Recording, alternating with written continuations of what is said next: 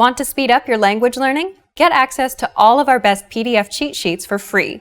Just click the link in the description and sign up for your free lifetime account right now. Hi everybody, welcome back to Ask Alicia, the weekly series where you ask me questions and I answer them. Maybe. Let's get to your first question this week. First question this week comes from Bodan. Hi Bodan, I hope I said your name correctly. Bodan says, "Hi Alicia, you've been teaching me for the last half year. Cool. I want to ask you about the contraction of the word would with nouns.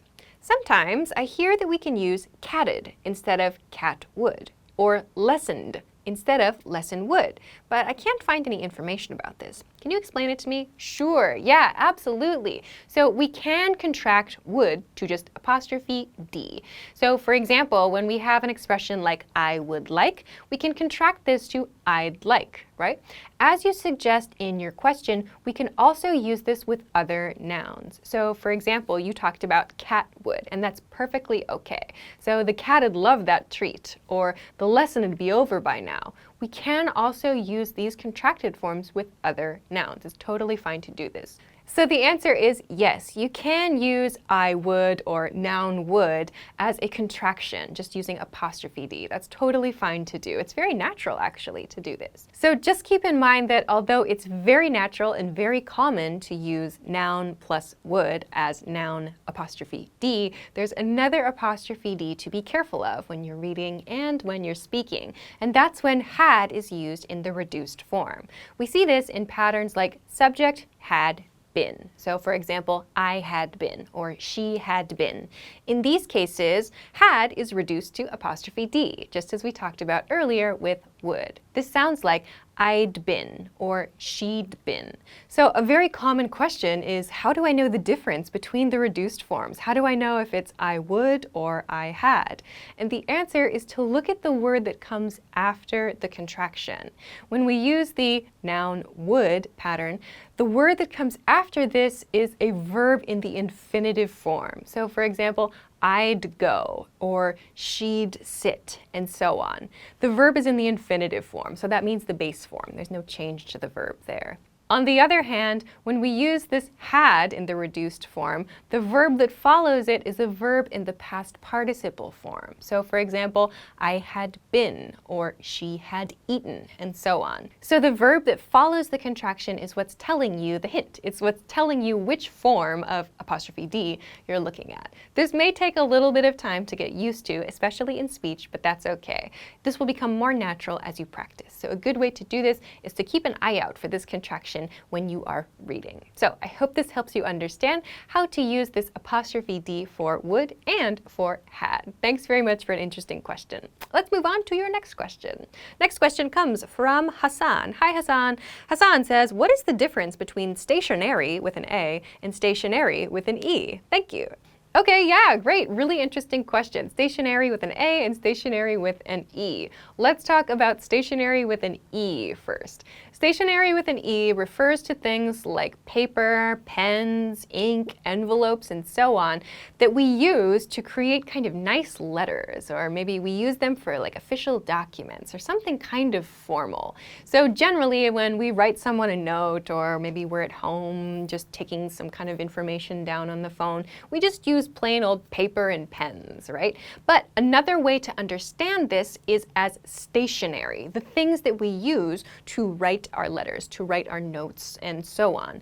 When we use the word stationary, we can use it to talk about kind of like office supplies sometimes, but a lot of the time stationary refers to kind of nice things that we use for letters and for other situations. So for example, you might hear about matching stationery. That refers to paper and envelopes that come as kind of a set. There's like a special design on the envelope that matches the special design of the paper. So when the person receives the letter, in this case, it looks very formal. It looks beautifully designed.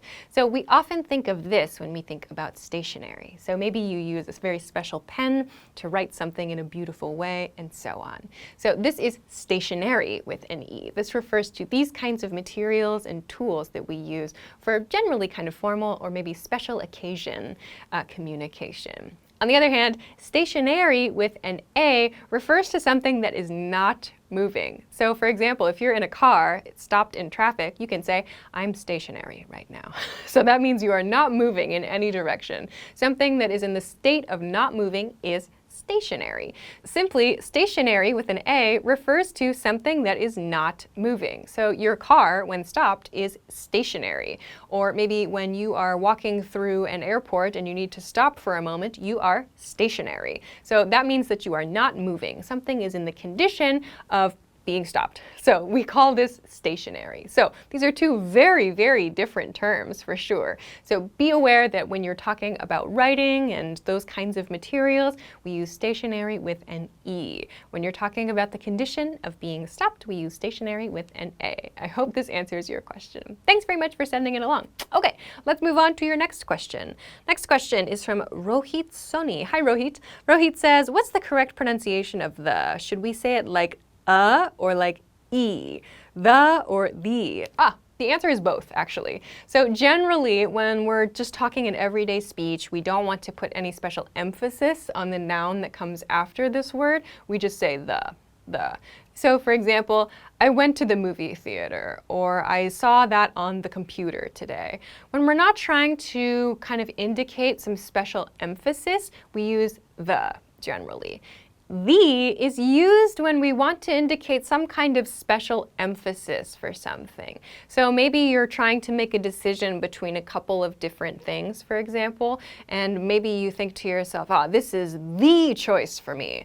Like you want to emphasize something about that item or something about your decision, you might use the instead of the to do that. So both pronunciations are 100% correct and they're both totally natural to use, but if you use the pronunciation all the time, it's going to sound really weird. I'm using the pronunciation in these cases because I'm trying to emphasize the in this case. I'm trying to emphasize the difference between the two pronunciations. So if you're having kind of a hard time trying to think about this, like, oh my gosh, how do I know when to emphasize a word? How do I know when I shouldn't emphasize a word? What does this even sound like? Maybe an exercise that you can try is just to go back and watch this video or watch any other episode of Ask Alicia and try to listen for the times when I use the and the times when I use the. Chances are that when I use the pronunciation, as I just did, I'm trying to emphasize or kind of highlight the word that follows my the pronunciation. When I use the, I'm probably just kind of continuing along in speech. There's no special emphasis there. So if you want to kind of look for an easy way to practice, you can just use these videos and try to find out, like, is she using the here or the there, and why? Probably it's for emphasis or to help that next word stand out a little bit from the other information. So to answer your question, both pronunciations are totally correct. We just use them in slightly different ways to kind of show a little bit more emphasis here and there. So thanks very much for sending this question along. All right, that is everything that I have for this week. Thank you, as always, for sending your great questions. Remember, you can send them to me at EnglishClass101.com/ask-Alicia. There is also a link in the YouTube description, so check that out there and send them to me on the official question submission page. If you like this video, please don't forget to give it a thumbs up and subscribe to this channel if you haven't already. Also, check us out at EnglishClass101.com for some other things that can help you with your English studies. Thanks very much for watching this week's episode of Ask Alicia, and I will see you again soon. Bye!